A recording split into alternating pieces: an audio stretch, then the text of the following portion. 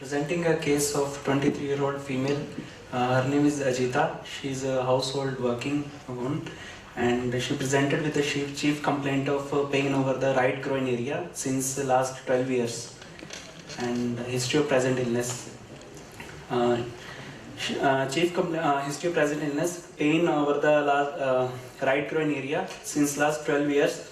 It's dull aching pain, intermittent in nature, intermittent and gradually progressing, and insidious onset, aggravated by work and climbing stairs and walking, and not associated with night pain, and it is relieved by rest, and it is associated with limp. Limp is non-progressing from last 12 years and is associated with the shortening, and she is not using any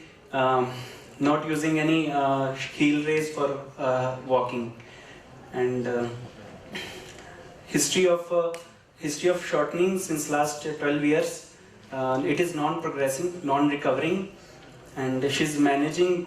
She's able to walk more than 1 kilometer, and after that she's feeling pain, and she's able to climb stairs up and down. She's able to squat with the difficulty, and she's using Indian toilet, and she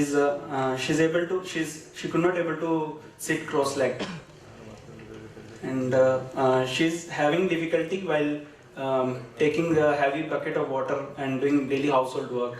With this squatting difficulty and sitting cross-legged, has it come over a period of time? It is same since 12 years. The same. It is. It's not progressing and it's not recovering also. And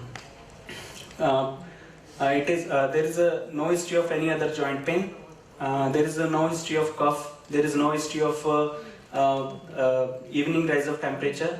There is a history of loss of appetite from last 3 months, and it is associated with insignificant weight loss of around 2 to 3 kg, and no history of breathlessness, and on past history, she had at around 1.5 years of age, she diagnosed with the bilateral hip sepsis, and for that she underwent a surgery both sides, and following which she was on cast for 3 months, and after that she was walking normally and she was able to do all the things. And according to her mother, she was having some limp which patient didn't notice, and around the age of 12 years she noticed pain and limp. Then after that she was kept on traction on the right side for last 6 months, and after that she was walking without pain, and there was limp was still present. And on birth history, she's a second child, and she born by normal delivery, vertex presentation, and her weight was around 2.25 kg when birth. She doesn't receive any intensive care unit after the birth, and she received breastfeeding, and she received all the vaccination schedule. And anything specific you want to draw attention to the childhood or infancy septic arthritis? There was painless limp after the surgery, which she could not notice, and it got a little bit painful around 12 years. For which when was the surgery done actually? 1.5 years of age. 1.5 years. Yeah. Mother was the informant for this history, yeah, or she herself informed? Mother told. So mother narrated this history which you got it from her? Till 12 years after that, she was able to tell me. So do you think with this history you wanted to reach to something as infancy septic arthritis, which has been healed, and at the age of 12, pre-pubertal, she started going for it? Are you trying to draw something on that particular thing? Yeah. Very well fixed story which you are told. I think a good work you are told. What is the historical part which you are going to lead to this? Can be post-septic sequelae. sequelae post-septic. So Tom Smith hip, which has been going on with a normal growth. She didn't have a limp and left, which she says, but mother says she was difficulty to walk. Okay. Then When you explain the increase in the limbing during this period, that is only few years back he started to have limbing, which she noticed. Earlier she was not told. What is the reason?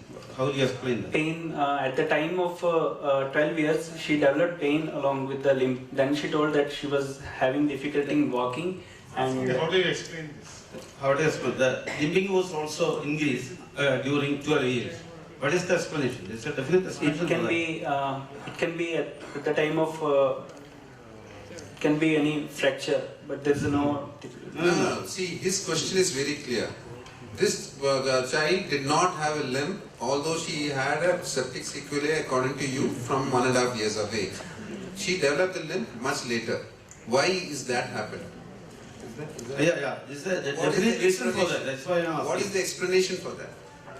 Menarche is the age 12 years. That is what very. Yeah. Whenever you are asking what age is being specific, so answer it. She is growing up. She has the free growth there. She must be grown up by weight, which has not been there. So, sir, it could be. Answer it in a very humble way. During your examination, whenever such question, sir, I could not follow. Just put up a word. I could not follow. Then there will be a second helping hand from the second examiner and third helping hand. Now, in spite of that, if you don't answer, sir, I could not get your question, is a humble way of telling it, and say pre-pubertal versus menarche age, a female could show a spurt, and that is where she must have grown taller, and there is some limb-like discrepancy which has happened to the left versus right, and the limb started up. So it is the most likely cause from what you tell us is that there is going to be a limb length discrepancy which has occurred at that period of time. Yes. Isn't it? Probably due to the involvement of the upper end of the femur. Yeah. Right? Yes. Yeah. Okay. And on personal history, she's a non-vegetarian. And Anything significant on personal history, anything like that? yes, there is a history of chest tuberculosis around in November 2015, for which she diagnosed with a sputum examination and a CT chest. And after that, she was on anti-tubercular therapy for 6 months. She completed the course, and doctor told to stop the medicine after 6 months. This problem has been there much before this Yes. pulmonary tuberculosis, isn't it? Okay. And I think anything else you want to tell us? she's a non-case of asthmatics from last April 2016, but she was on inhalational medication, which she was taking only the time of exacerbation of attack. And She's working? she's only doing household work. Household. No. She's able to carry on her household work. Yeah. Okay. With difficulty of pain when she do extra work.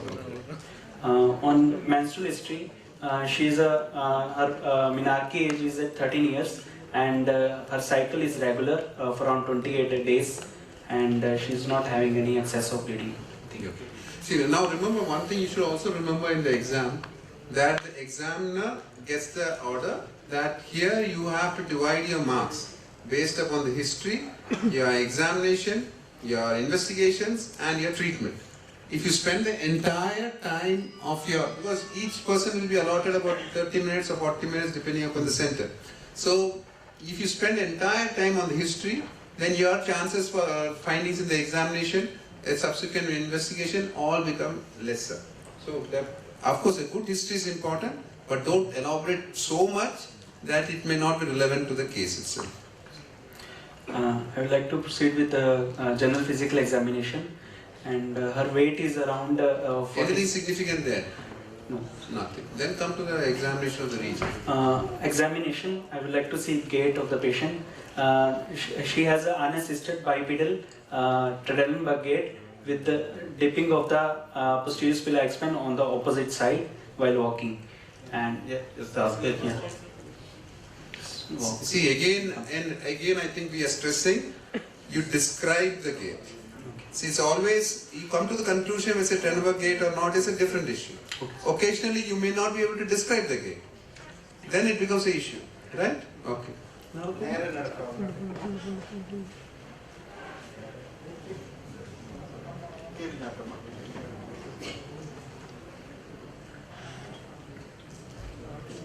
Tell about her shoulder. Shoulder, Tell there about is the neck. yeah. How does she droop? How does the iliac crustus? How does the step goes? Describe that in, if you have, you are told about Hindenburg gait. Describe it. Head is in the center and head is in the center, shoulder dipping on the same side. There is a pelvis tilt on the opposite side, and there is no change in swing and stance phase, and she is able to walk comfortably without pain. Now what else is seen? You have to go and see right from the knees up to the ankle and foot. Can a knee change? Do you expect some knee changes to be there? Knee changes in the sense in the gait. What do you expect the normal side knee to behave when you have a person who's walking with a limb length discrepancy? There will be increased knee flexion on opposite side. Yeah. And What there will about be the ankle and same side can be equinus. Just ask her to walk again. There is no increased knee flexion, and there is no equinus in the foot. Now, at this point of time, anything else you would like before you make her to lie down? You want a Sahodri irna kanikya, nelte irkkan chamal padi irkkan pettu. Shamichano can immortal irkkan support principle irkkan. Okay, she can. She can squat reasonably well. She's not in severe pain. Okay. Only able to squat but not able to sit. So what is your description of the gait? It is Do you categorize it to a particular category? No, he said Trendelberg. Trendelberg. You're saying Unit, right side united Trendelberg gait. Is Lerchi. She's Lerchi.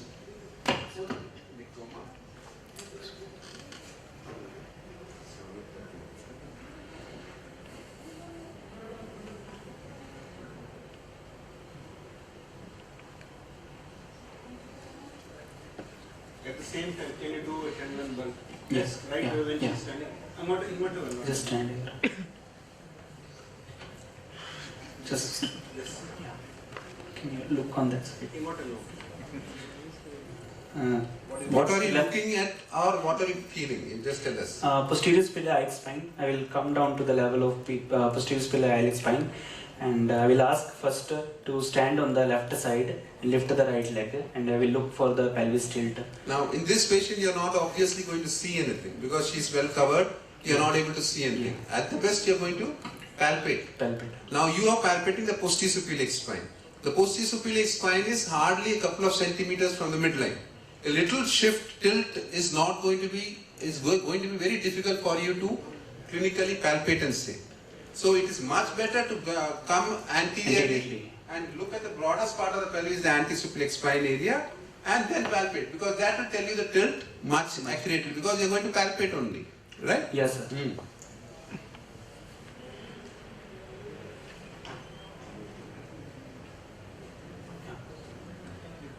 Step on the right side. Lift this leg. There is a tilt of pelvis, sir. This side. Which leg are you testing now? I'm checking, sir, left side. She's able to stand with the tilt of the pelvis on the tilt. There is a dipping of the ASIS on the normal side. It's not dipping of the ASIs on the normal side. It's the elevation. Elevation on the opposite side. Yeah. Yeah. Stand on this side. Now she could not. There is no elevation on the opposite side now. Is it at level or is it fallen down? It is at level, sir. Ideally, what is the description? Sir, when I checked on PSIS, I am able to feel. It should dipping on the opposite side. On the sound side, there should be dipping.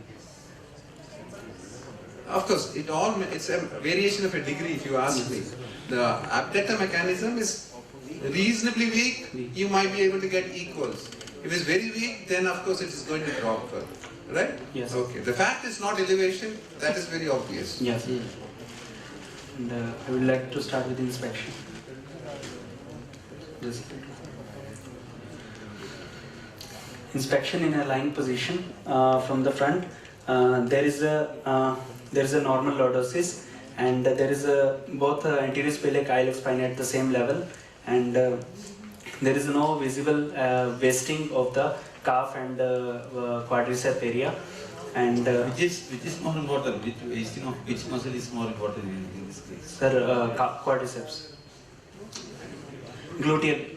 He's saying From front. starting of the inspection of the entire portion. Yes. Okay, go ahead. And inspection, petal is facing upward and out. You can lie down. Petal is facing upward and outward, both fit in equal plantar flexion. You can lie down. And inspection at the local area. No, that's not okay. See, you can also tell to us, is the limb looking shorter or longer? Right? Is the shortening or lengthening if it is? It both limbs appears to be at same level. It's looking at the same level. Okay. And on inspection at the local area, there is both ASIS appears to at the same level. There is no fullness of iliac fossa. There is no fullness of front of the thigh, and there is a visible scar. There is a visible scar of 7 centimeter on the anterior part of the thigh, extending from anterior sphenic iliac spine to the front of the thigh, and it is healed by primary intention, surgical scar, and then inspection from the side. There is a greater to canter appears to be higher as compared to. Occurred? No, sir. This is a. His history. And on inspection from the side, the greater to canter appears to be higher on the right side as compared to the left side. There is no visible wasting on the muscle on the side, and there is no visible thickening, and there is no visible scar and sinus on the side. Inspection from the back, there is no visible gluteal wasting, and there is no visible mass seen over the back, and both posterior superior iliac spine appears to be at same level, and both iliac crest appears to be at same level. And on palpation, there is no local rise of temperature on palpation. As in the morning discussion, do you expect a wasting? Because in a Yes. pathology which is You already, so many years, Yes. you would expect some. Yes, you specifically for that you are convinced that there is no wasting. no wasting. In hip problem, which muscle, whether it is the quadriceps or thigh muscles or the gluteus muscle, that is likely to get wasted? Yes. Which one? Which one? Sir, gluteal muscles. Yeah. There is very much a possibility that it is going to be wasted. In a long-standing. Definitely in a patient who's had this problem for the past 15-20 years is bound to have some element of waste. Waste. On palpation, on the anterior side, there is no local rise of temperature, and there is anterior joint line tenderness present, and the scar is not fixed to underlying surface, and there is both side femoral pulses are equally palpable. And inspectory findings are confirmed. Both ASIS appears felt at the same level, and greater tip of the inspection from the side, tip of the greater to canter appears to be higher. It is confirmed by digital brinds, and there is no thickening, broadening, and irregularity of greater to canter, and there is a thirst tenderness present at greater to canter. Superficial thirst tenderness is present. Trochanter. Yes. You mean the trochanter is tender? On thirsting the trochanter, there is a tenderness. See, when you do a test, you have to draw an inference. What is the inference that they are saying that there is a thrust tenderness? Intra-articular. It is. So what you had from the anterior part of the examination, you said there is tenderness. The same thing conclusion you are drawing. Yes. And palpation from the behind, there is no palpable bony mass palpable in the gluteal region, and there is both PSIS appears to be at same level, and iliac crest is there is no swelling at the iliac crest, and there is no thickening of ischial tuberosity. And there is no visible, there is no deformity, and on movement on the right side. There is no fixed deformity. Is that what you are trying to say? Yes. On the right, Fixed, because there will be people who thinks the fixed because deformity and deformity is different. So always tell either fixed deformity always. on movement on the right side, flexion, active flexion of 0 to 70 degree present, and further passive flexion with pain from 70 to 100 degrees present, and extension of 0 to 10 degrees present. When you said flexion up to 100 degrees, anything else you wanted to add? Knee extended. No. Knee extension, did you look at flexion of the hip? No, I'm speaking about flexion of the hip when you said to about 100 degrees. Anything else also you'd like to add? From what? You will also see if there's an axis deviation. You should mention, because when are you going to There is mention a- that yeah, axis yeah. deviation? Second thing, is it associated with, because you said it's painful. Is it, there is muscle spasm and all that? It's painful, yes, terminally painful. Okay, right. And there is no axis deviation, and movement is terminally painful. And on extension 0 to 10 degree, and it's also terminally painful. On Is it symmetrical both sides? yes, flexion there is a loss of 10 degree on the right side. On the left side it is 0 to 110 degree with no pain. How do you look for extension of the hip? Prone positions. What did you keep, the knee extended or the knee flexed? With the knee extended. Active. How did, Active, yes. it's always nice to keep the knee flexed and then do it, right? Yes. When you keep the,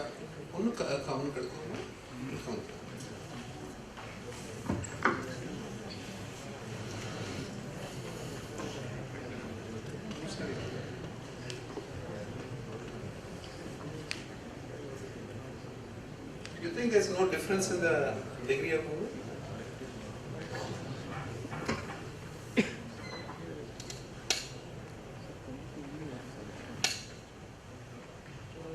Yeah. Right, go ahead. On right on straight. On abduction, abduction on the right side is 0 to 30 degree and 25 degree, sorry, and adduction is around 25 degree on the right side, and rotations in extension. Left is normal. Left is it is 0 to 30 and 0 to 40 degree is abduction and 0 to 30 degree is adduction, So there is a restriction. Both abduction and abduction. and it's terminally painful. Why? How you said 25 degrees and you, from 30 degrees you came to 25 degrees? I was quite. Did you use a goniometer? Yes. How did you place the goniometer? I kept on ASIS and SIS. and anterior iliac spine, and then I abducted, and one fixed limb of the goniometer I kept into midline, and mobile leg I kept on the in the axis of the thigh. Why did you keep it on the ASIS for abduction, adduction? You're looking at abduction, adduction. Abduction, adduction. Yeah. Why did you keep the apex of the or the center point of your goniometer there, the fulcrum of the goniometer there? Is it where the deformities are occurring? Hip.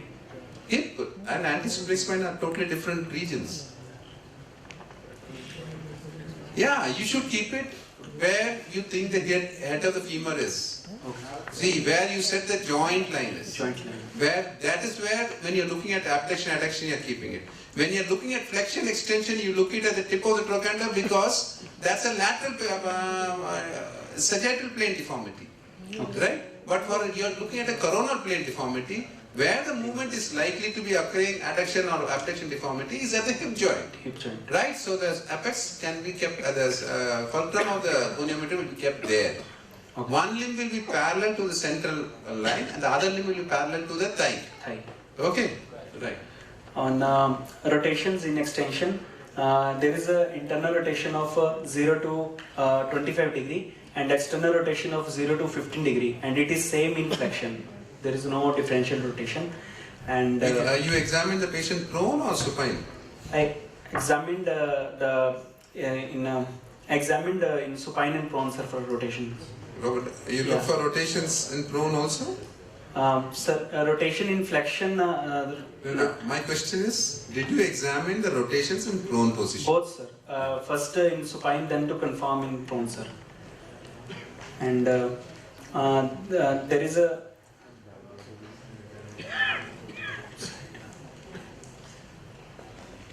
on measurement. There is a apparent shortening of 1 centimeter on the right side, and there is a true shortening of 1 centimeter on the right side. And right side, it is confined to supratrochanteric region, which is confirmed by Bryan's triangle. And base, there is a difference in base of Bryan's triangle of 1 centimeter. And left hip movements were all normal, absolutely. Left hip normal, sir. All were normal. All moment normal. It's not associated with pain. Why there is no difference between apparent and real in this case? Sir? You said there is no difference in the length in apparent and real. Yeah. What is, why? There is no deformity, sir. Which deformity? A coronal deformity. Yeah. And on a circumferential measurement, there is no girth difference. Both side it is at thigh level. It is 38 centimeter and 29 centimeter at the calf level. And on measurement on special lines, Chinese line is converging on the right side, and Schumacher line, it is crossing on the opposite side below the umbilicus. And on Nalaton's line, tip of the trochanter, it is crossing the line on the right side, and it is at the line on the left side. And on Morris bitrochanteric measurement, it is 17 centimeter on the right side and 18 centimeter on the left side. And special test, she's able to perform active SLR till 70 degree, and telescopy is negative. Trendelenburg test is positive. How do you do telescopy? Just demonstrate. Relax. I can keep the foot on the table, and I have to hold the calf, thigh, and little bit deduction will be helpful. I will keep my thumb over the ASIS and one index finger over the iliac crest. Then other fingers I will feel for the movement of greater trochanter. First I will pull and then I will check for. It's negative, sir. So you should hold the bone, not the soft tissues. Yes, bone. So it's negative. Telescope is negative. Negative, sir. Trendelenburg test is positive, sir, on the right side. And on special test, Alice test is negative, sir. And Guavin test is negative, sir. And there's no You said there's a shortening of shortening of 1 centimeter, sir. 1 centimeter, but you could not make it out in the Alice. Sir? Alice. I didn't do, sir. You said Alice test you did? No, L-E-E-L-Y, sir. Oh, ELL. Yeah. And Guavin test is negative, and there is no tenderness over the sacroiliac joint bilaterally, and knee range of motion is complete and it's non-tender, and chest expansion is around 4 centimeter. Schober's test is around 4 centimeter. Is the spine, there's any deformity? No, sir. There's no deformity. That's all. So you already told about after listening the history, you come to your diagnosis, and after examining, is there any change in your diagnosis? Sir, I would like to give a diagnosis as acquired coxa vara on the right side. Acquired? Coxa vara. Coxa vara. Yeah, vera, yes.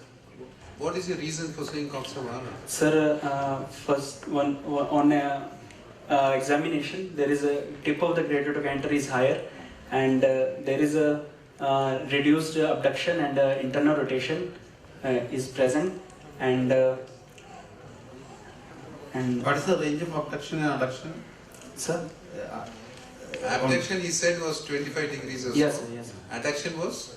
Adduction was 25 sir, same. On the normal side, it is It is 30 is adduction and 40 is abduction, sir. Normally you expect the adduction to be the same, or is it increased when you think of Coxa-Vara? It might be increased. It might be increased. I think if only there is a marked increase in the adduction or decrease in the abduction, then only you can think about Coxa-Vara. Clinically, I will think in those things, but you think there is, now Coxa-Vara is a more nearly, when you are saying that, it is an extra articular cause, isn't it? Yes or no? You are Yes. thinking of an extra articular cause. But her hip joint movements are painful. And limited. Arthritis. You think it's arthritis? No, because I told you earlier that you cannot have a differential diagnosis for an anatomical diagnosis that you made, right? You can stick to Coxa-Vara, Coxa-Vara. or you, Coxa-Vara, sir. you still think There it's is no pain is not throughout the range of motion, and yeah. If you wait for another 10 years, she didn't have pain earlier. Now she has started having little degrees of pain. Another 10 years down the line, her pain will be definitely much more. It is bound to, it's likely to aggravate or progress, like you said, isn't it? yes. So you think it's Coxa-Vara Coxa-Vara is secondary to infection? I would like to give a differential diagnosis. No, how you explain? You already told in the, from the history, it's a sequelae of childhood subject arthritis. So, how will you explain the Coxa-Vara that was produced in this case? It can be because of involvement of asymmetrical physical involvement of due to proximal femoral epiphysis due to infection, and because history of limping was there before the pain also. So I would like to go with the Coxa-Vara. So you think there's a premature fusion of the capital epiphysis? Is that what you're trying to say? Yes. So that will produce what does it contribute to? The capital epiphysis contribute to the length of the limb to some extent. How much percentage? Sir, 40%, 60% is 30% or so, right? For then of the femur, Yes. and about 15% or so of the entire limb, Entire. right? Yes. Okay. But why should Coxa-Vara occur? Sir, if in physis there is involvement of medial side of the physis, then lateral side of the physis growth will keep on happening. That can lead to Coxa-Vara. In asymmetrical involvement of physis. Usually it is because of the trochanteric overgrowth. Capital epiphysis is not contributing much, and the trochanteric apophysis contributes to it. So it eventually ends up.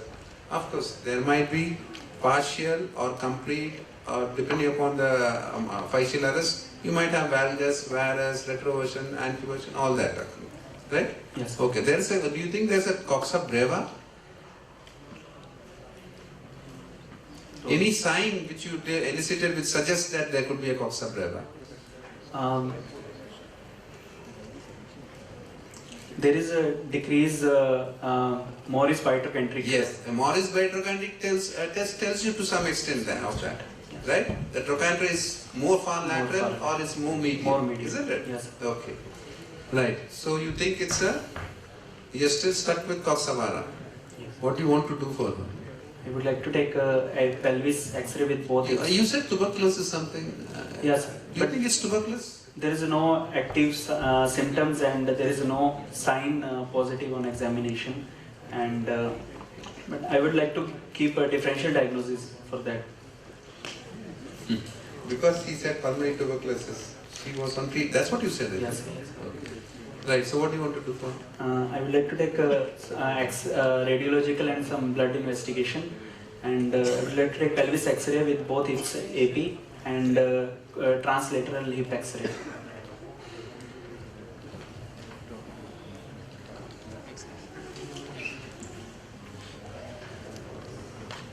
So pelvis X-ray with both hips, mature skeleton, On the right side, there is a localized increase density of the acetabulum and head. Neck is shortened. As compared to the left side, right side tip of the greater trochanter it's higher, and head is also deformed. There is osteophyte present on the upper part of the neck. Superior cervical osteophyte is present, and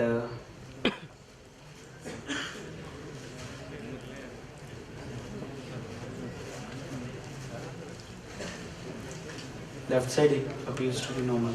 We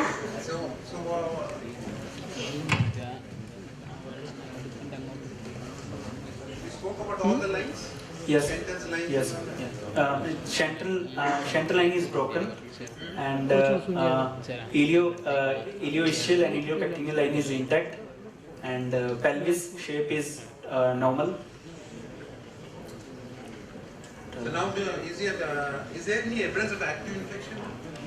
No. Okay, fine. So, what's your diagnosis after seeing the X-ray? You said Coxa-Vara.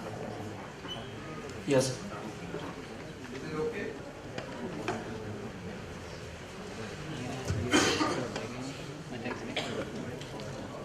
Is the shape of the head, you said, is altered also, isn't it? Yes. Is there any evidence of arthritis, degenerative changes? Yes, it's there.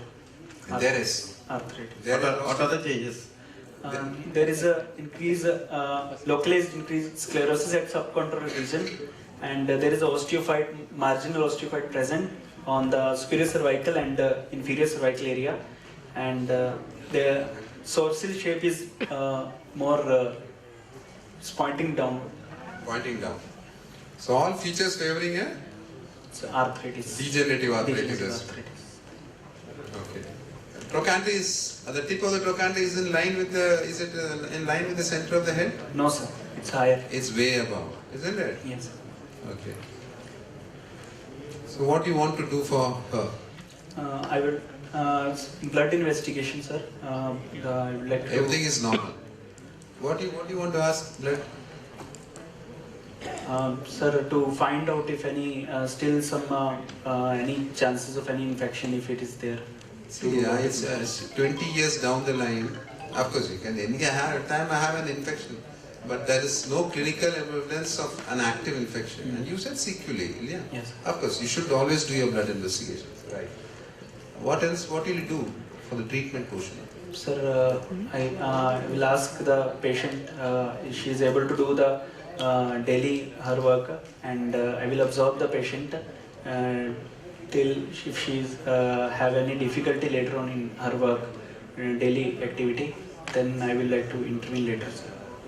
She says, okay, what intervention will you do later? Totally partoplasty.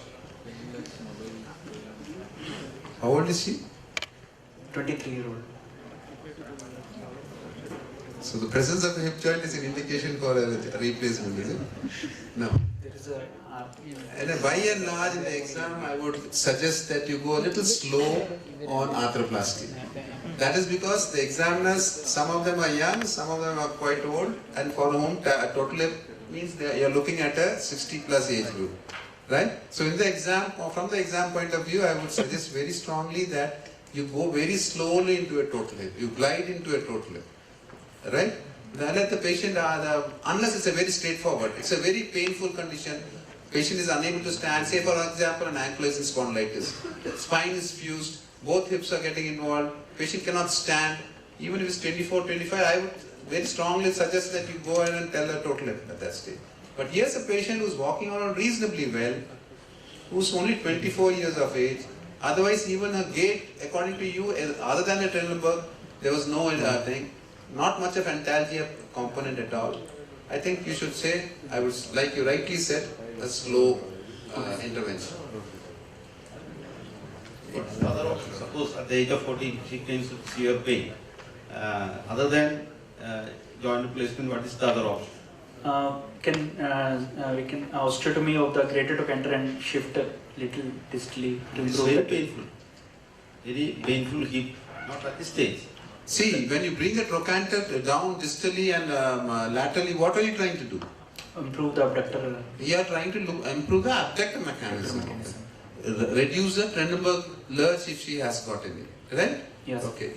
Sir is asking about the arthritic element which is there. That is you expect at the age of 40 or 45. And we are not considering that, suppose we are not considering a total hip at that time. What is the other option? That's all. Osteotomy. Osteotomy or something else. Just we are more used to that, that's why. If you are doing, remember, here is a deformed head in a deformed acetabulum over a period of time. Now you change it into an osteotomy, you are doing a rotation and trying to position. It is now incongruently congruent. Yes. Now it's an incongruent congruency there. But if you alter it with an osteotomy, it's going to become incongruent incongruency, and which is going to be extremely painful. So whenever the head shape is deformed already, you should be very, very hesitant to suggest an osteotomy. What is the other option? No, when you're saying osteotomy, you should qualify what osteotomy. Don't just do vague statement like an osteotomy.